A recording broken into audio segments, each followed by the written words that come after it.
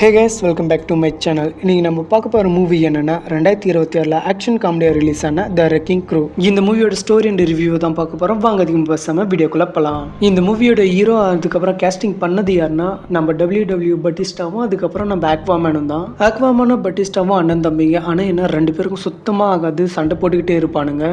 Batista ஆர்மியில் ஒரு கேப்டனாக இருக்காப்புல, அதுக்கப்புறம் அவருக்கு ஃபேமிலியும் இருக்குது. அப்படியே இந்த பக்கம் பார்த்தீங்கன்னா ஆக்வாமேன் ஒரு போலீஸு, அவருக்கு ஒரு கேர்ள் ஃப்ரெண்டும் இருக்காங்க. ஆனால் அவங்களுக்குள்ள தான் சண்டை.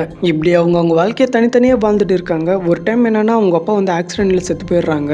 நம்ம அக்வாமேன் அங்கிருந்து கிளம்பி ஃபியூனரல் அட்டன் பண்ண வரும்போது தான் சில பேர் கொல்ல பார்க்குறாங்க. ஏன்டா கொல்ல பார்க்குறாங்கன்னு பார்த்தா அவங்க அப்பா சாகிறதுக்கு முன்னாடி அமுச்சு விட்ட பார்சல் ஏதோ ஒன்று இருக்கு, அது என்னன்னு தெரிஞ்சுக்காக தான் அவனை கொலை பண்ண பார்க்குறாங்க. பார்சல் எங்கே இருக்குன்னு கேட்குறாங்க.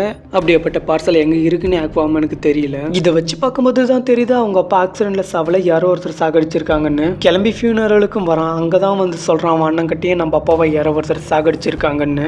அவரும் ஆர்மி தானே, கிராஸ் செக்கிங் பண்ணும்போது தான் தெரியுது யாரும் சாகடிச்சிருக்காங்கன்னு. அண்ணனும் தம்பி சும்மா அடிச்சுப்பானுங்க. இப்போ அவங்க அப்பாவை யார் கொன்னதுன்னு கண்டுபிடிச்சாங்களே இல்லைன்னு சொல்ற கதை தான் த ரெக்கிங் க்ரூ. தமிழ் டப்பிங் ரொம்ப சூப்பராகவே இருக்கு. மூவியோட லென்த்னா 2 மணி நேரம் வருது.